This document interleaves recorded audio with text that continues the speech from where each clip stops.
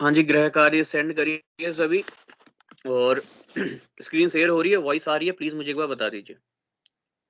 क्या स्क्रीन सभी को शेयर हो रही है और वॉइस आ रही है? तो प्लीज मुझे बताइए। जी भैया आ रही है। आई थिंक अब कोई ऐसा टेक्निकल ग्लिच आपको ना देखने को मिले। फर्स्ट थर्ड ईयर का क्लास हो चुका है तो उसमें नहीं मिला है। बाकी बेड लक योर्स, ये फिर से कल की तरह हैंग करने लगे तो आई थिंक आज नहीं होगा। बाकी जो आपकी क्लास रह गई है उसको मैं कंप्लीट करा दूंगा। चलिए खैर, कल हम पढ़ रहे थे वैन टॉप इक्वेशन। तो जो बच्चे क्लास में नहीं थे उनके लिए मैं कुछ यहाँ पे कहानियां बता देता हूँ शुरू से। मैं इसको रफ करके एक बार फिर से बता देता हूँ सारा, क्योंकि कल वाला रिकॉर्डेड मैंने भेजा भी नहीं, क्योंकि ऐसे ज़्यादा देर तक का टाइम इसमें जो है ऐसे ही ग्लिच में चला जा रहा था तो उसमें कुछ ज़्यादा कुछ रिकॉर्ड भी नहीं हुआ। तो मैं इसको एक बार फिर से आपको बता देता हूँ कल हम क्या पढ़ रहे थे, उसके बारे में चर्चा कर लेता हूँ एक बार जल्दी से। क्विक रिकैप में भी हम उन चीज़ों को देख लेते हैं।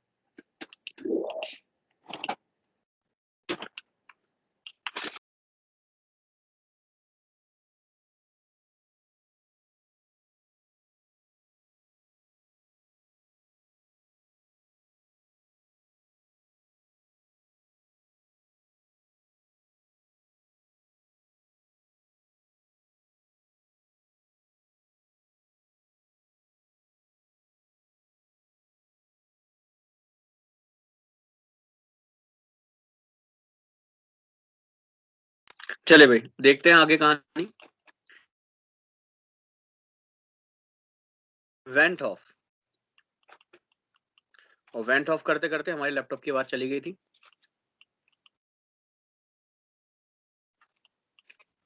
वेंट ऑफ, फिर वेंट ऑफ आइसोकोर क्या लेता हूँ। ठीक है जी, आइसोचोर यहाँ पे देख लेते हैं जल्दी से कहानी वेंट ऑफ की भी। तो हमने एक इक्वेशन लेके चले थे, डेल जी बराबर एक्चुअली होता है, इसको हम एज वी नो करके लिख सकते हैं। हालांकि इसका डेरिवेशन वगैरह यहाँ नहीं पढ़ना है तो मैं यहाँ पे लेके चल रहा हूँ एज वी नो, जैसा कि हम जानते हैं क्योंकि ये फॉर्मूला हम पहले भी पढ़ चुके हैं। ठीक है ना। तो एज वी नो करके क्या लिखूंगा, डेल जी बराबर del G naught minus R T ln K. कल की क्लास में मैं आपको ये बोल रहा था कि हम जल्दी जल्दी बुक से कर लेते हैं ताकि आपका सिलेबस जल्दी हो जाए, पर जैसे ही मैंने ये बोला पूरा कंप्यूटर साहब जो है वो हमारे नाराज हो गए थे तो इसलिए मैं एक बार खुद ही लिख के बताया था। उनकी आवाज चली गई थी जिसकी वजह से मुझे आपको पढ़ाने में दिक्कत आई। तो यहां से होता है डेल जी नॉट आपका 0। ये कब होता है, जब स्टैंडर्ड कंडीशन हम ले लेते हैं। स्टैंडर्ड कंडीशन, स्टैंडर्ड कंडीशन क्या होता है मैं आपको ऑलरेडी बता चुका हूं। यदि आप टेम्परेचर को 298 केल्विन ले लें, तापमान 298 298 केल्विन ले लें, और दाब को प्रेशर को 1 atm ले लें, एक एटमोस्फेरिक प्रेशर 1 एटमोस्फेरिक प्रेशर ले लें। चलिए मुझे जल्दी से कुछ बातें और बता दें। जब मैंने 1 एटमोस्फेरिक प्रेशर लिख दिया है, 1 एटमोस्फेरिक प्रेशर इक्वल टू कितना न्यूटन मीटर स्क्वायर, ऑलरेडी शुरू में पढ़ा चुका हूं, और कितना पास्कल, और कितना बार, और ये डैश है सभी। जल्दी से बताइए, जो लोग होमवर्क कर रहे होंगे या यहाँ से रिकॉर्डेड सेशन देख रहे होंगे वो जब बताएंगे। मिलीमीटर एच जी, बताइए भाई कितना जो है किलो पास्कल। बताइए भाई, प्रेशर की डिफरेंट डिफरेंट यूनिट हैं जो आप पढ़ते हैं। कितना टॉर, टॉर भी प्रेशर की यूनिट होती है, कितना टॉर ये भी बताइए। बोलो भाई जल्दी से, जो क्लास में ये लोग बताएंगे, शुरू में मैं आपको ऑलरेडी ये सब पढ़ा चुका हूं। कितना न्यूटन मीटर स्क्वायर है, कितना पास्कल, कितना बार, कितना मिलीमीटर एच जी, कितना किलो पास्कल, कितना टॉर। बोलें जल्दी से। ये सभी आपको प्रेशर की अलग अलग यूनिट भैया देखने को 1 मिलती है। atm is equal to 101,325 newton per metre square. अच्छा ठीक है, वेरी गुड। पास्कल? और 101,325 ही पास्कल होगा। चलिए, क्योंकि 1 मीटर मीटर स्क्वायर बराबर 1 पास्कल। ठीक है, वेरी गुड। आगे बार? 101,325। 101,325 ही बार होगा? जी। मेरे हिसाब से तो पॉइंट में होता है, क्योंकि 10 टू पावर 5 लेते हैं और 10 टू पावर 5 बराबर 10 टू पावर 5 पास्कल बराबर 1 बार होता है। ये भी पढ़ाया था, पास्कल और बार का कन्वर्जन। आपको सारे कन्वर्जन पढ़ा चुका हूं प्रेशर के में। 10 टू पावर 5 पास्कल बराबर 1 बार होता है, तो 10 टू पावर 5 पास्कल आ जाएगा, और अब भी 10 टू पावर 5 पास्कल आएगा, उसको 1 बार मान लेंगे। यही तो करा होगा भाई। पॉइंट यहां ले लिया तो 5 जीरो बढ़ा दिए, 10 टू पावर 5 कर दिया होगा। बोलो। जी भैया। चलिए, मिलीमीटर एचजी बता दो। प्रेशर की यूनिट 760। 760। Kilo pascal? किलो? अरे भैया पास्कल है तो किलो में 181.325। 181 101। नहीं, 101 101। हाँ जी, 325 किलो पास्कल। चलिए बहुत बढ़िया। टॉर बता दो। ये नहीं पढ़ाया था शायद मैंने, तो ये समझ लो। 1 मिलीमीटर एचजी बराबर 1 टॉर होता है। 1 मिलीमीटर एचजी बराबर 1 टॉर होता है, तो अब बता दो कितना।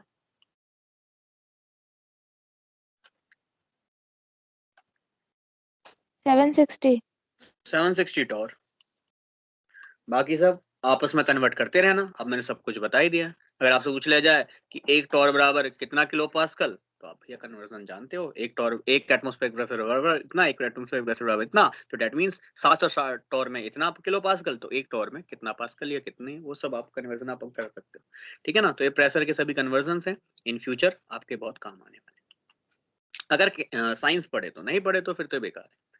फिर भी किसी अगर आपके एग्जाम में पूछ लिया तो एग्जाम में भी आप कन्वर्ट कर सकते हैं। चलिए खैर, स्टैंडर्ड कंडीशन में ये डेल जी जीरो जाता है, तो this del G equal to minus के R T ln K P. ये इक्वेशन है, ठीक है ना। के क्यू नहीं, sorry, it is K P.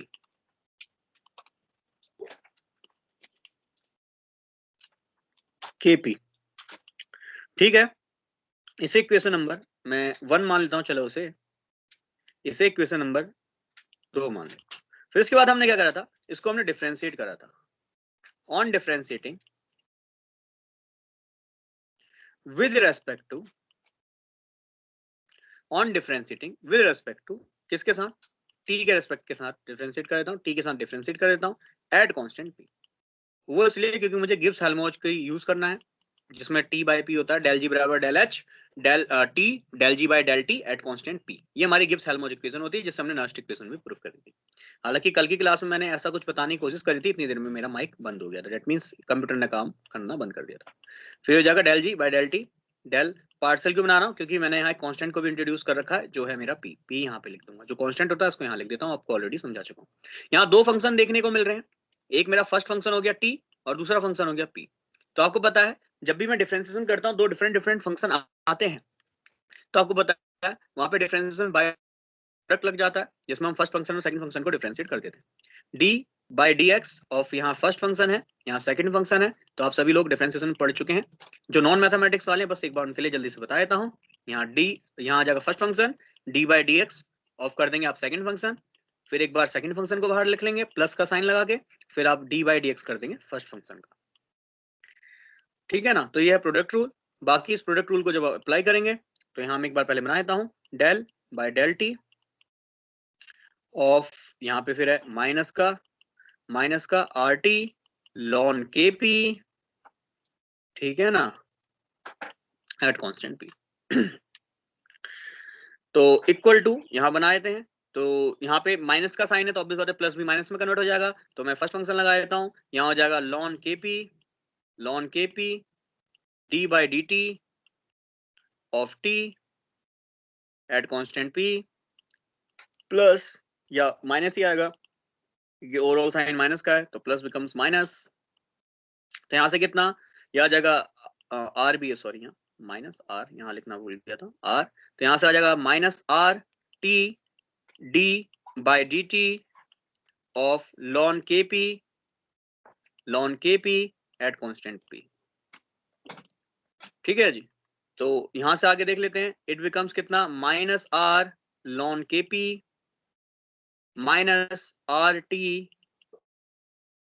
D by D T of ln kp at constant p।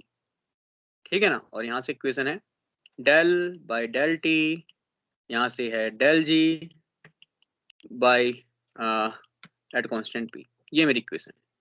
अब यहाँ से कर रहा हूँ ऑन मल्टीप्लाइंग बाई टी, इतना मैंने कल करा दिया, जो कल की क्लास में थे उनको पता है कि मैंने ऑन मल्टीप्लाइंग कर दिया था, on multiplying by T on both side.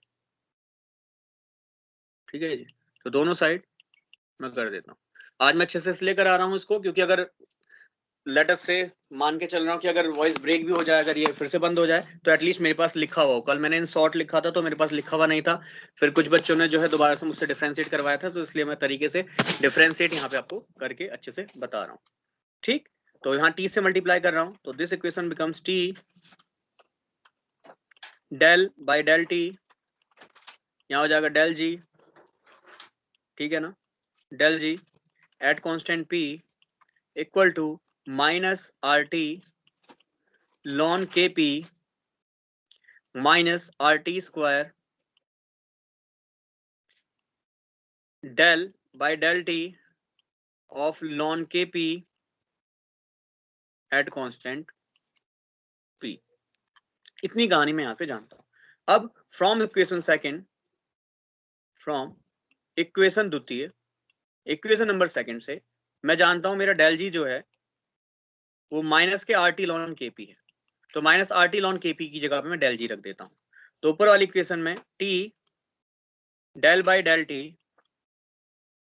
Del G at constant P equal to, ये हो जाएगा del G minus R T square D by D T of ln K P.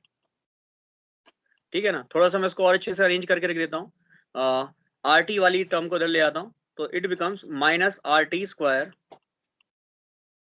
Del by del T ln K P at constant P equal to del G, ये R T वाली term इधर आ गई तो it becomes plus, तो del G, और ये हो जाएगा del G minus equal to किधर आएगा, तो ये हो जाएगा माइनस का T del by del T at constant G, मतलब del G at constant P, at constant P, जो कि यहाँ पे मैं रख रहा हूँ। अब इसके बाद हमें यूज करना है Gibbs Helmholtz equation. The Gibbs Helmholtz equation is,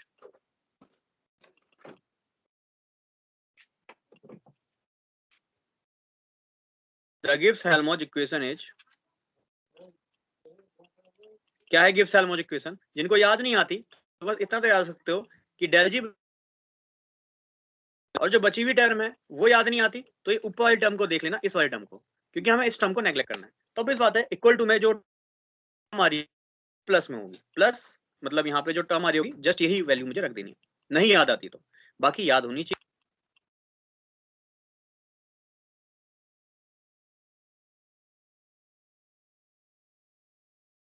ठीक है ना। क्या करना है हमें, ऊपर वाली टर्म को यहाँ पे रखना, अगर फॉर्मूला याद नहीं होता है, याद होना चाहिए वैसे।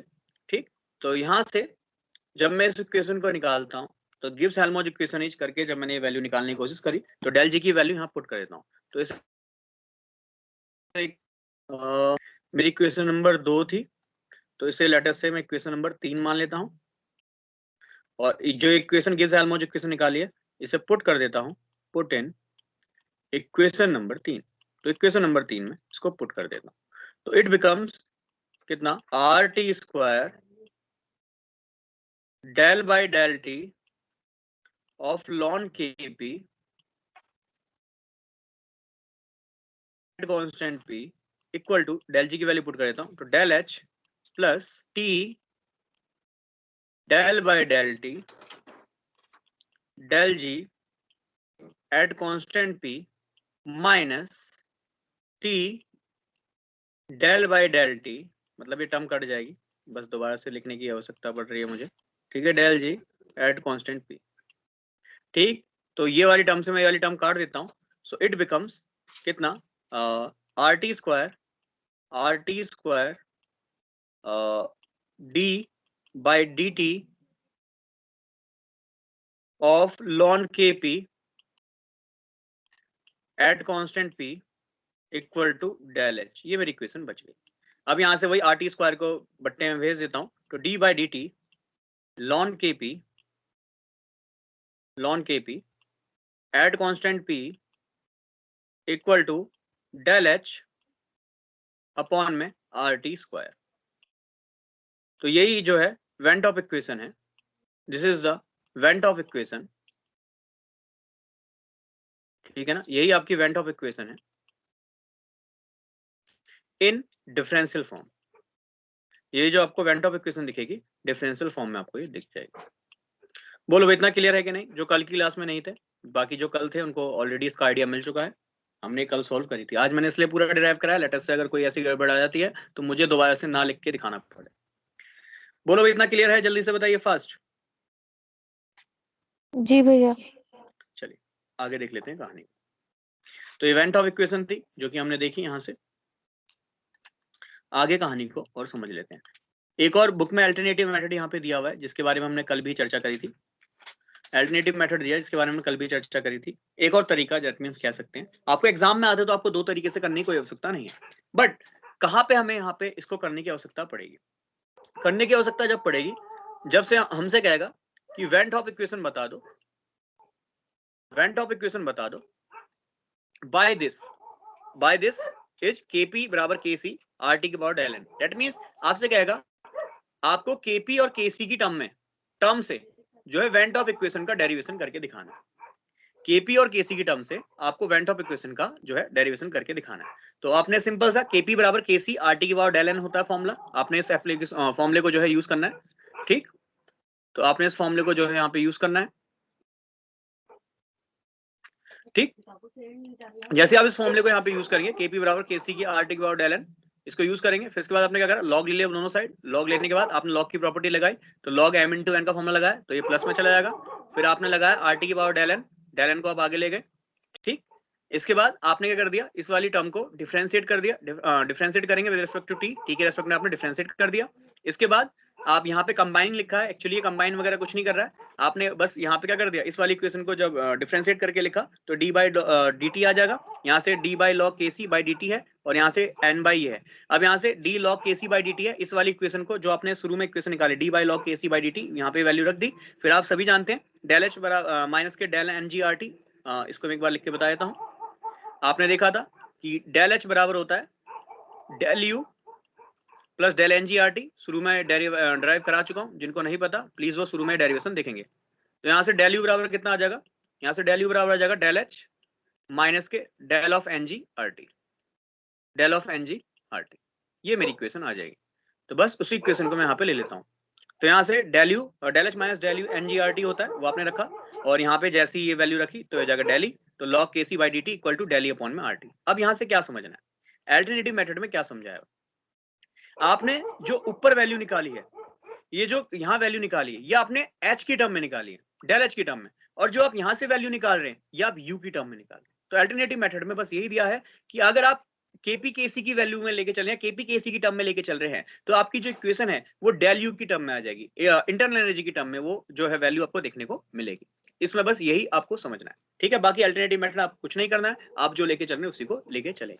अब आपने जो वेंट ऑफ इक्वेशन है उसका डिफरेंशियल फॉर्म आपने लेके चला है, अब इसकी इंटीग्रेटेड फॉर्म भी आपको लेके चलनी है, इंटीग्रेटेड फॉर्म के लिए भी आपको डेरिवेशन करके देखना है। तो ये था डिफरेंशियल फॉर्म, तो लिखूंगा integrated form of went Hoff equation, integrated form of went Hoff equation.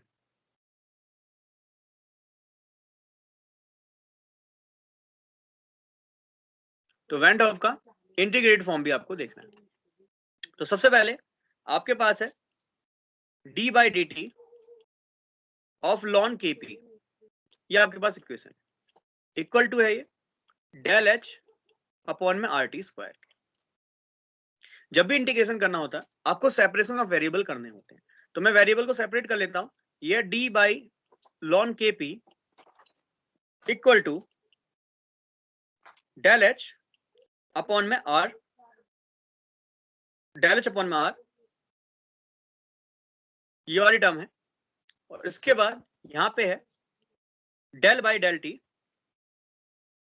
यहां लिख देता हूं तरीके से, del T by T square. ये आपकी इक्वेशन है। ठीक, अब मैं कर रहा हूं on integration on both side. Integration on both side, केवल इंटीग्रेशन कर रहा हूं विदाउट एनी लिमिट्स। तो this become integration of d ln KP equal to integration of del H upon में R dt by T square. ठीक है, अब आप जानते हैं इंटीग्रेशन डिफरेंशिएशन हट जाएगा, so it becomes only ln KP equal to, यहां से d बाई dt, ये हो जाएगा डेल एच अपॉन में R। यहां से जब d बाई dt करोगे तो आप सभी को पता है इंटीग्रेशन करना आपको आता ही है, integration of del T by T square. तो यहां से कितना आ जाएगा इंटीग्रेशन ऑफ माइनस का टी स्क्वायर अपॉन में dt। तो यहाँ पे आप जब इसको रखेंगे तो इंटीग्रेशन आपको करना ही आता है, इंटीग्रेशन ऑफ x की पावर n, आप सभी जानते हैं ये हो जाएगा x की पावर n प्लस 1 अपॉन में n प्लस 1। ठीक है ना, सो इट बिकम्स कितना t माइनस 2 प्लस 1 अपॉन में माइनस 2 प्लस 1। तो इट बिकम्स माइनस आ जाएगा 1 और आ जाएगा t की पावर 2 में से 1 गया, ऑब्वियस बात है माइनस 1। तो ऑब्वियस बात है इंटीग्रेशन करेंगे इट आ जाएगा equal to minus 1 by T. तो ऑब्वियस बात है जब इंटीग्रेशन करेंगे तो it becomes equal to minus 1 by T. ठीक है ना, सो यहां से इंटीग्रेटेड फॉर्म में आके निकल के आए ln KP equal to minus का डेल एच अपॉन में RT। तो ये आपने यहाँ पे इंटीग्रेटेड फॉर्म इसकी निकाल दी है। बट इंटीग्रेटेड फॉर्म जो आपने निकाली है इसमें आपने कोई भी लिमिट पुट नहीं करी। इंटीग्रेशन तो किया है बट कोई भी लिमिट आपने नहीं रखी है। डेट मीन्स आपने इंटीग्रेशन तो किया है बट ये कैसा करा है, इनडेफिनिट इंटीग्रल। तो डेट मीन्स ये जो वैल्यू आपने निकाली है ये इनडेफिनिट इंटीग्रल फॉर्म में निकाली। अगर आप इसको डेफिनेट इंटीग्रल फॉर्म में निकालोगे तो बस कुछ नहीं करना, यही इंटीग्रेशन करना है बोथ साइड। ठीक है ना, तो लेट अस से मैं इसको इक्वेशन नंबर जो भी थी हमारी लास्ट, इसको लास्ट इक्वेशन मान लेता हूँ। ऊपर से देख लेना आपने कौन सी मानी, मैं लेट अस से इसको x ही मान लेता हूँ। तो अगर मैं यहाँ पे ऑन इंटीग्रेशन कर दूं विद इन लिमिट, तो यहाँ पे मैं डेफिनेट इंटीग्रल कर रहा हूँ। तो on integration with in limit, limit में अगर उसको मैं लिमिट इंटीग्रेशन कर दूं विद इन लिमिट्स, तो लिमिट्स लेने के लिए वही प्रोसेस a b मान लूंगा, उसमें k1 k2 इस तरीके से मैं वैल्यूज को मान के यहाँ पे रख लूंगा। तो यहाँ था d ऑफ ln kp, ठीक है ना, d ऑफ ln kp, और इसकी लिमिट कितनी हो जाएगी, वही kp1 से लेकर kp2 इक्वल टू, ये हो जाएगा कितना, इंटीग्रेशन ऑफ लिमिट है टेम्परेचर की T1 से T2 वाइट टेम्परेचर, क्योंकि ये था डेल एच अपॉन में R dt अपॉन में टी स्क्वायर। तो ऑब्वियस बात है लिमिट भी किसकी चलेगी, टेम्परेचर की यहाँ पे लिमिट चलेगी। फिर इसके बाद इंटीग्रेशन डिफरेंशिएशन हट जाएगा, तो इट बिकम्स कितना ln KP, और यहाँ हो जाएगा KP1 और यहाँ हो जाएगा KP2।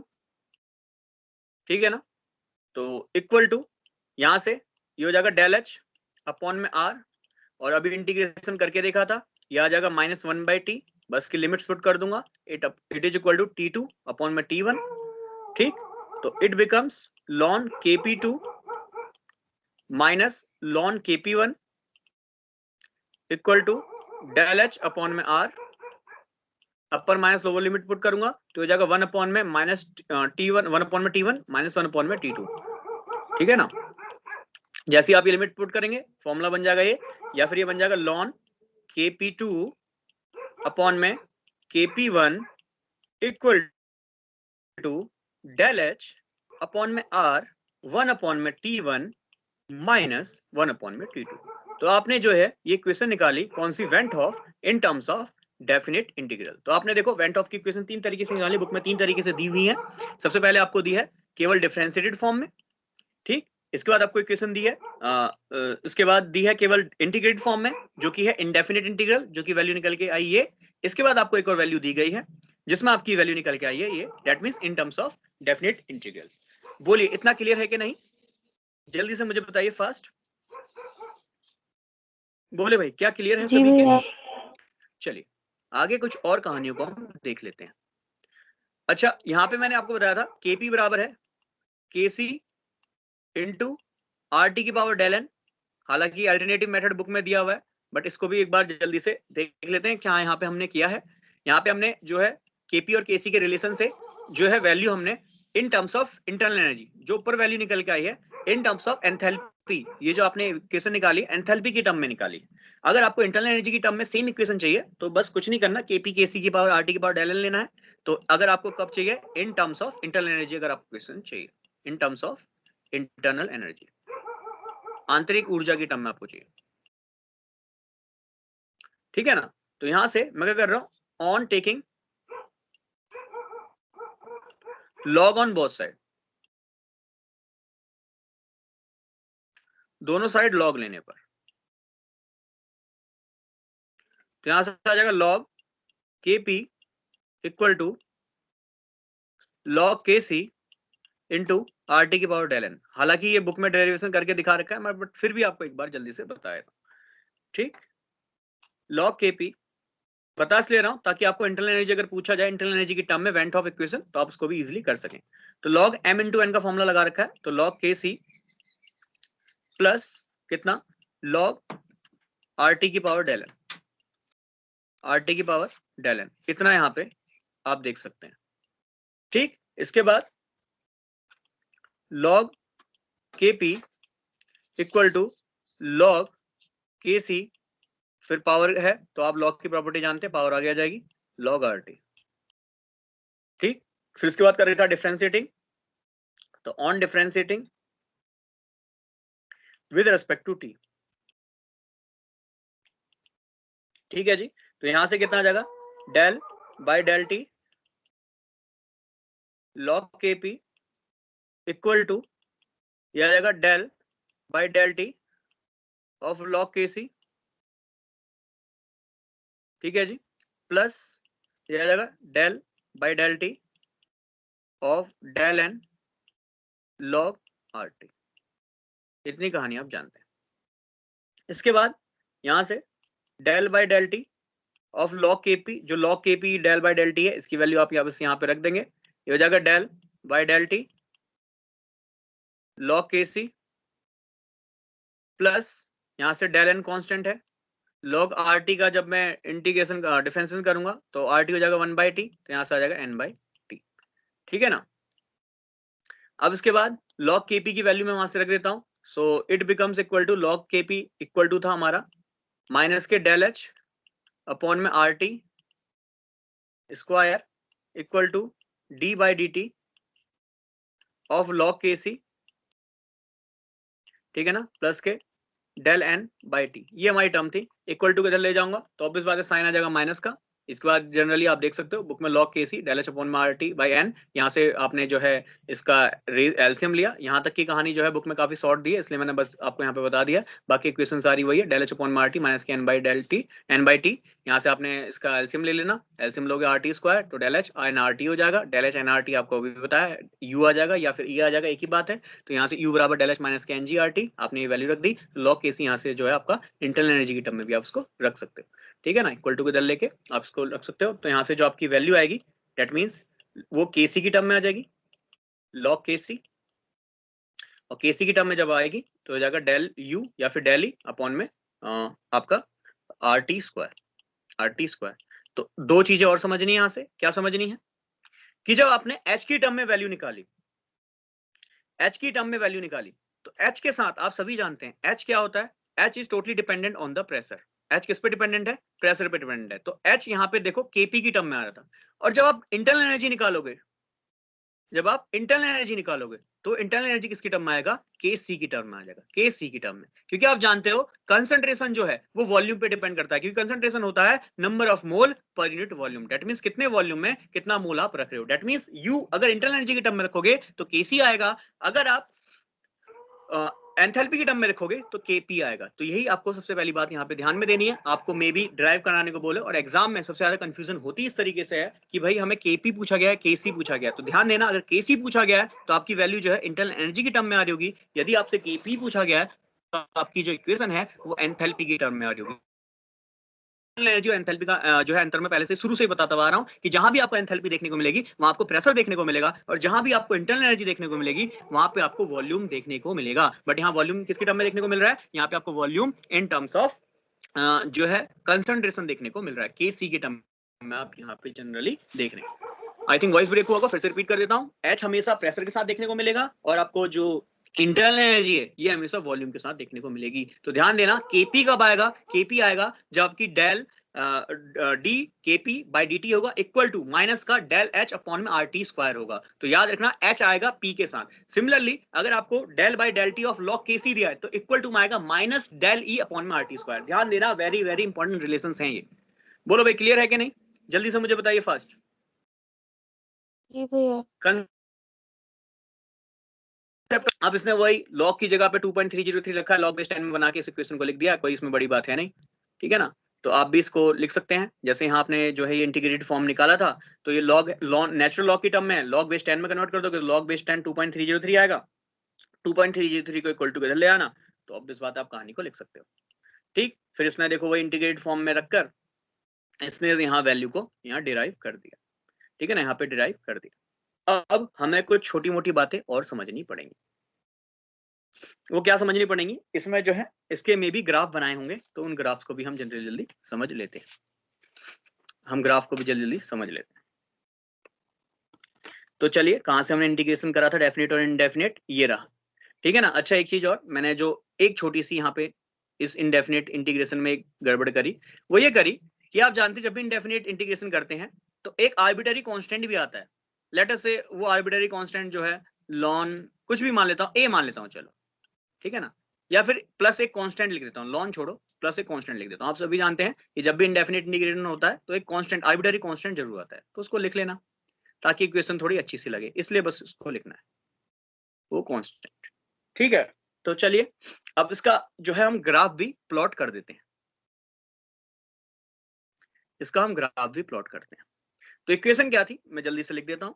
इक्वेशन थी lawn K P equal to हमारा था डेल एच अपॉन में आर टी स्क्वायर, और ये था माइनस का, ये हमारी इक्वेशन थी इनिशियल, ठीक है।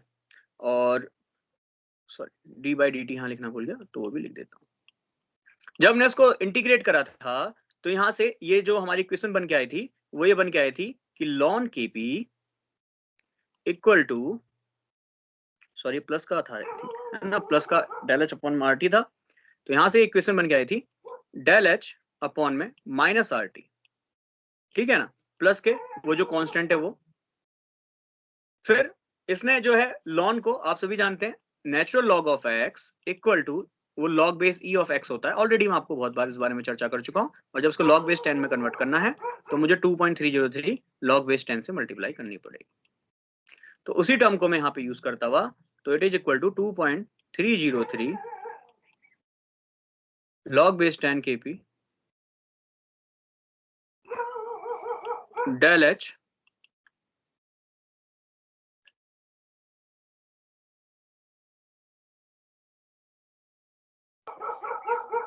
वो उधर से खदेड़ के इधर को भगा के लाए, फिर और उधर को भगा के लाए, और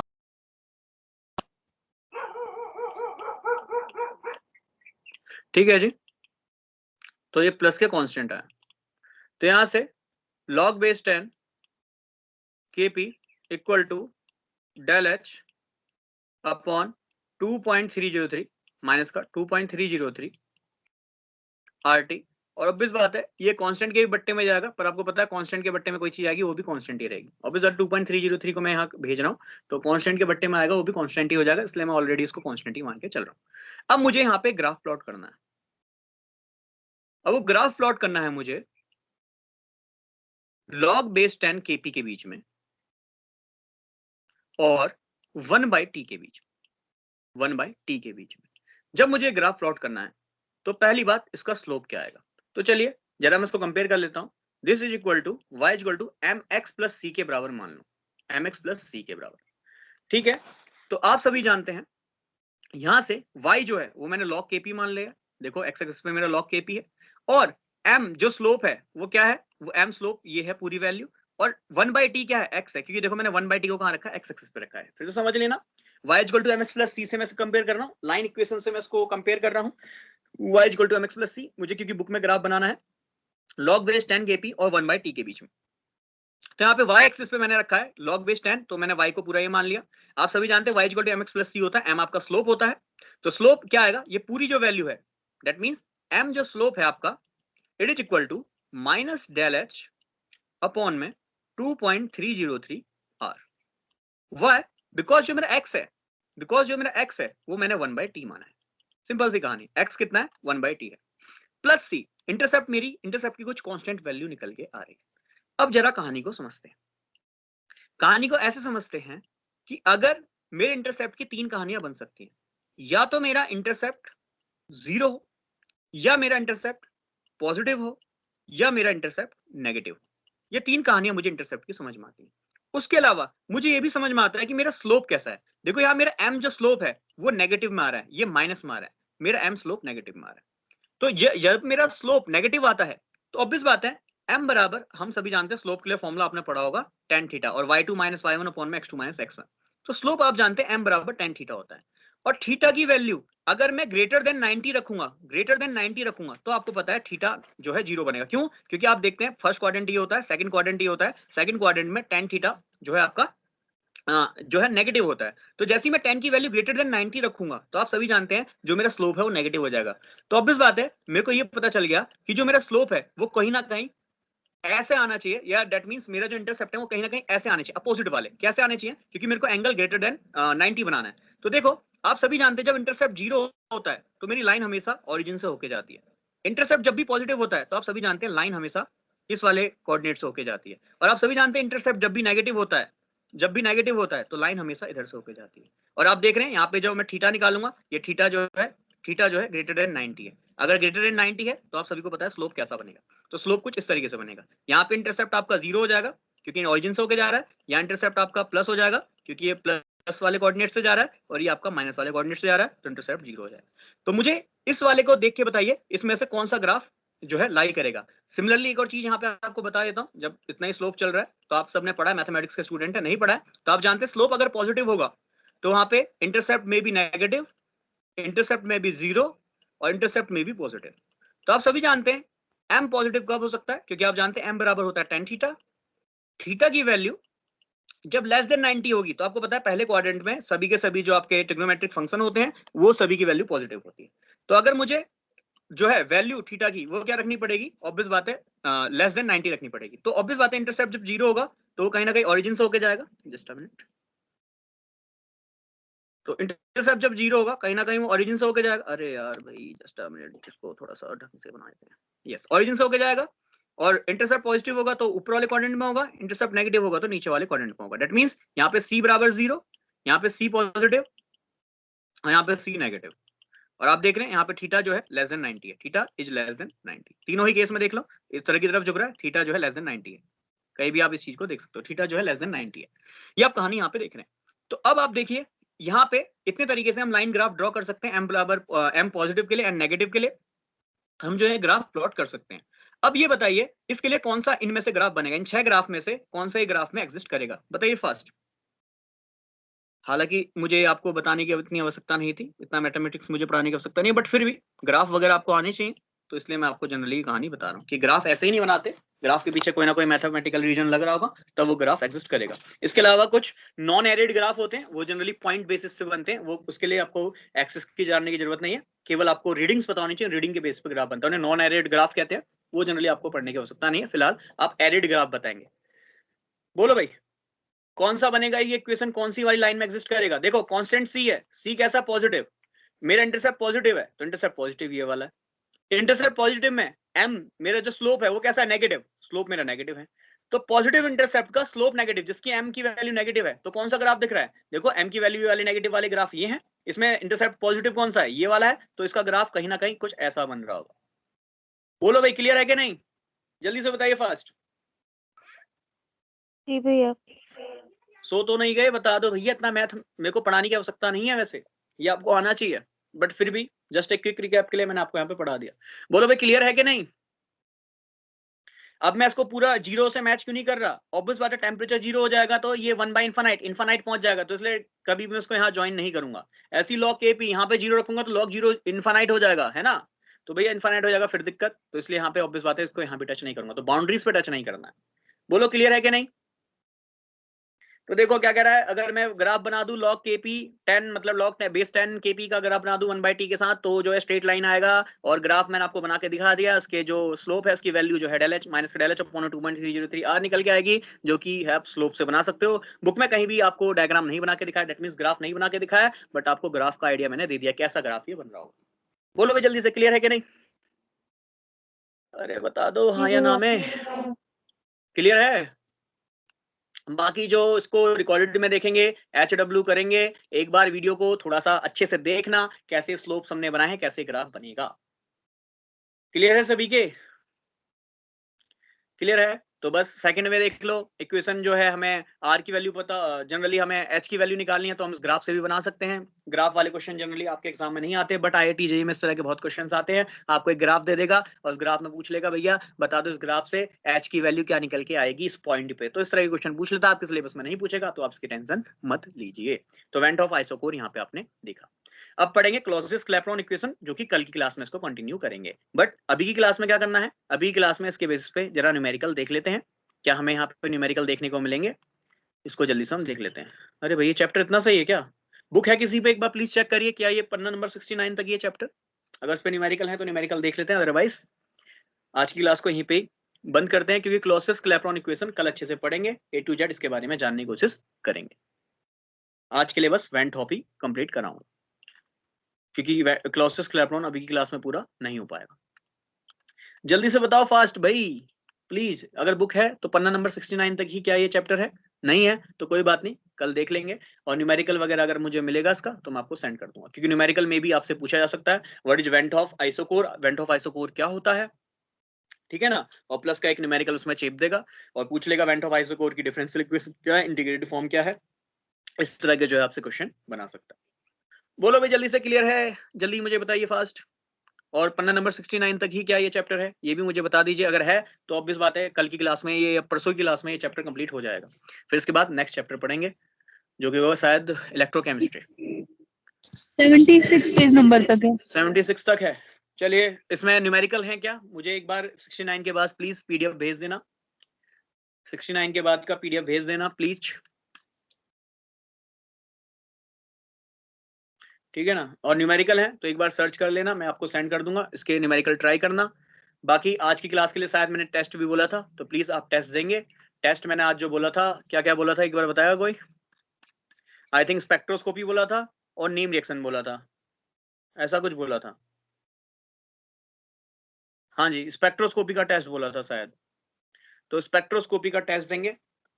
भैया ये तो पिछली क्लास में हो गया था ना, आपने उसके बाद फिर बोला था कि आप न्यूमेरिकल्स कराओगे तो संडे को कोई टेस्ट नहीं होगा, तो फिर संडे को कोई क्लास भी नहीं हुई थी। अच्छा ठीक है ठीक है, चलिए तो उसके बाद का कोई टेस्ट नहीं बोला था, चलिए नहीं बोला था, तो आपको टेस्ट के लिए अब मैं इनऑर्गेनिक का टेस्ट लेता हूँ कुछ, ऑर्गेनिक आप जब तक थोड़ा कंप्लीट करिए, इनऑर्गेनिक के टेस्ट में आपसे लेता हूं जब तक। इनऑर्गेनिक के टेस्ट में आपको तैयार करना है स्टीरियो के आइसोमेरिज्म आपको तैयार करना है पूरा, आइसोमेरिज्म छोटा सा टॉपिक है, बस में पार्ट अलग अलग है। तो आइसोमेरिज्म में हमने देखा था स्ट्रक्चरल आइसोमेरिज्म, हमने देखा था स्टीरियो आइसोमेरिज्म, स्टीरियो में हमने दो पार्ट देखे थे, ज्योमेट्रिकल आइसोमेरिज्म और ऑप्टिकल आइसोमेरिज्म, ये हमने देखा था। तो आपको आइसोमेरिज्म टॉपिक तैयार करना है, क्यों तैयार करना है, वेरी इंपॉर्टेंट है, पूछा जा सकता है, ठीक है जी, इतना तैयार करिए। बाकी मिलते हैं अगली क्लास, और कोई डाउट्स हैं तो please ask your doubts, organic हो इनऑर्गेनिक हो फिजिकल हो। आज जो है आपकी क्लास हम लेने की कोशिश करेंगे इनऑर्गेनिक की भी, ठीक है ना, क्योंकि लास्ट इनऑर्गेनिक से ये ड्रामा हुआ था ग्लिच वाला, जब से ये ड्रामा चल ही रहा था, कल भी क्लास की कोशिश करी थी, कल भी आपने देखा दिन में कैसे ग्लिच हो गया था, बट अब आई थिंक ठीक है, तो आज इनऑर्गेनिक क्लास भी होगी। ऑक्सीडेशन रिडक्शन हम चैप्टर वहां पढ़ रहे थे, तो उस चैप्टर को हम जल्दी से कंप्लीट करेंगे। और कोई डाउट्स हैं तो please ask your doubts inorganic organic या फिजिकल में। नहीं है तो मिलते हैं अगली class. Bye bye and take care.